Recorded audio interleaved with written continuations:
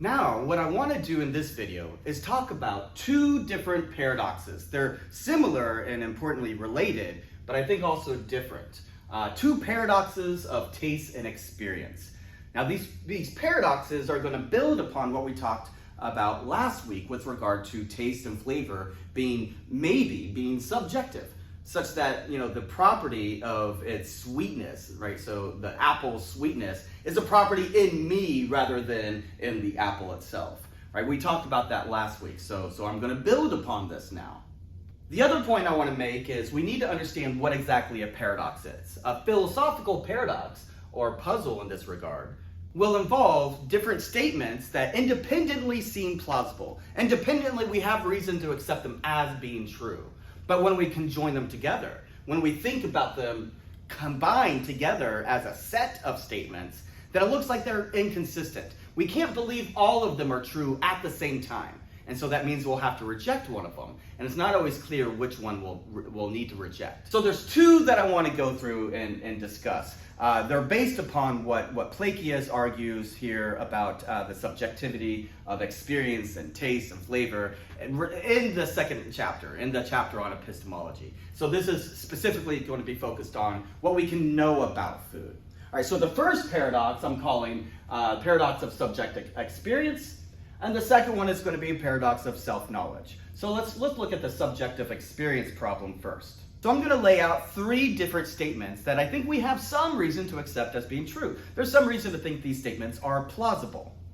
The first statement says, judgments of taste, like this coffee's delicious, is entirely subjective and depending only on individual experience. Right? We're talking about a property in me, right? When I drink the coffee, I'm talking about how the flavor is good to me. I'm not talking about some property that's out there in the coffee itself. Now, what about the second premise, the second statement? This statement says when two people disagree about taste, maybe regarding the coffee, let's say, then at least one of them must be wrong. Otherwise, it's not a disagreement, right? So this one says when two or more folks disagree about taste, then one of them must be wrong, or one belief must be false. If there's disagreement at all, the very fact that there's disagreement suggests that somebody's wrong and somebody's right. Or one person's belief is true, the other person's belief is false. Otherwise, it's just not even a disagreement. So disagreement implies that one person's right, the other person's wrong. All right, so now the third premise basically says that in matters of taste, when we're talking about people's belief with regard to whether or not the coffee is good, these sort of issues, nobody can make a mistake. Nobody can ever be wrong. Each person's belief or judgment is just as good, just as valid as anyone else's. Right? So this is kind of infallibilism about taste. So when we're talking about whether Star Wars is a good movie or not, if one person says no and I say yes, we're both right. Right? If we're talking about whether the coffee tastes good and I say yes, this is some of my favorite coffee, and somebody else says I hate coffee, it tastes terrible. Well, both of us are right. Right? So this is the idea that we can never be wrong with regard to our own subjective experience. It's a kind of infallibilism with regard to taste, infallibilism with regard to our judgments and beliefs about things regarding the flavor or taste of food, for instance. So notice we have some independent reason to accept each of these premises. But when you combine them together, it's not clear that we can accept all three of them. The first statement, it reflects the common thought, the common belief that taste is subjective, right? We talked about this in the first week, right? When we're talking about whether the coffee is good, I'm talking about a property in me, not a property in the coffee. The second statement tells us that if it's even a disagreement in the first place, then somebody has to be right and somebody has to be wrong. Otherwise, it's not even a disagreement anymore. And the third premise, the third statement tells us that with regard to a person's subjective experience, everybody's always right. Everybody's infallible with regard to their own views. And so you can't hold all three of these together, right? It certainly looks like 2 and 3 are inconsistent. And so if you accept the first premise, the first statement here, then you have to decide, you have to choose which of the other two you reject. Or you can reject the first claim. Reject the claim that judgments and beliefs about taste are entirely subjective.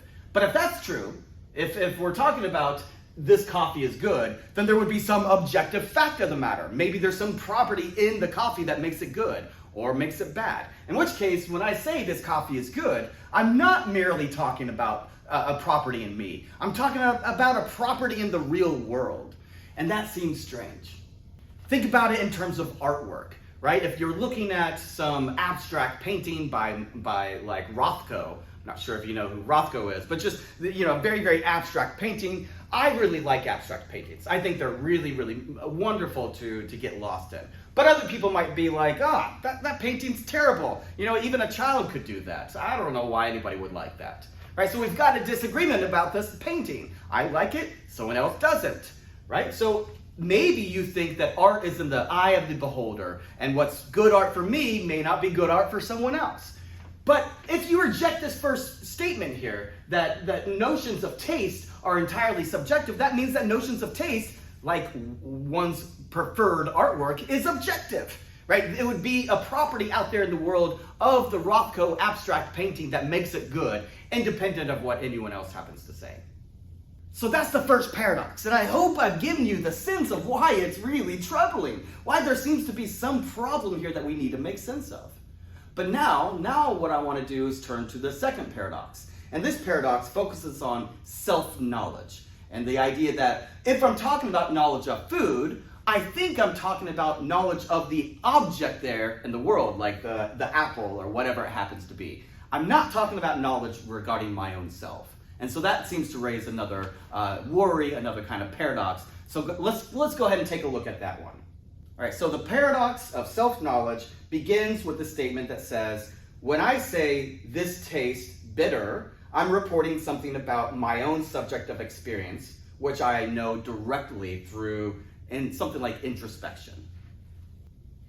Yeah, so this first statement is just talking about how, when we're talking about taste, we're talking about our own personal experience, my first person point of view that I know introspectively by sort of peering into my own mind, my own experience, right? So I'm just simply reporting, when I say this tastes bitter, I'm reporting a state of me as I'm experiencing the apple or whatever it is. And again, that seems true. I think that a lot of people would accept something like that, especially if we're talking about art.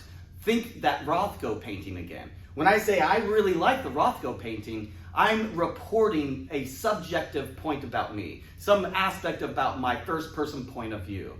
If somebody says, oh, I can't stand Rothko paintings, I don't like abstract paintings, they're reporting something about them, not about the painting itself. But notice that when I talk about the apple being bitter, I'm also in some sense talking about the apple, the thing outside there in the world. So when I say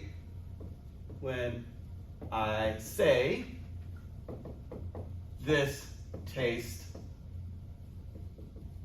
bitter, I am making a claim about the food itself, not just me. Right? So it's not merely a claim about my experience. When I say this apple tastes bitter, I'm talking about the apple out there in the world. I'm not talking about the way it feels to me. Right? So both of these things seem to be true. Both of these claims seem to be independently plausible. But notice that we run into a problem. It was a similar problem to what we saw over here about infallible judgments with regard to your own subjective experience.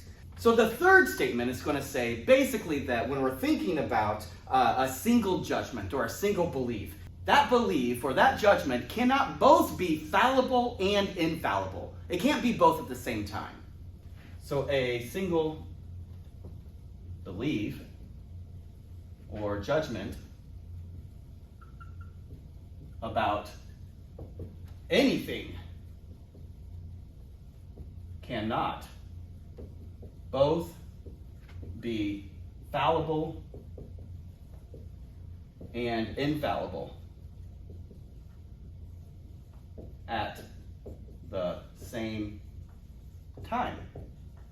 All right, so a single belief about anything, the apple, a table, the shape of the earth, a single belief or judgment about anything cannot both be fallible and infallible at the same time, right? It can't both be the sort of thing that could possibly be in error and impossible to be in error at the same time. So when you combine this third statement with the first two, you run into trouble, right? The first statement's talking about a subjective feeling that you have with regard to the taste of the apple being bitter. And that's something that seems infallible. That seems like the sort of thing that you could not be wrong about. You can't be wrong about your own subjective experience in that sort of way. And then the second statement says, well, when I'm talking about the taste of the apple being bitter, I'm talking about the thing out there in the world, the apple, and maybe I'm wrong about that. So it looks like we're going to have to deny one of these statements, but it's not immediately obvious which one we're going to have to deny. And that's exactly what makes it a paradox. So I want you to think about these sorts of puzzles and problems as we continue going through the rest of the material for this module.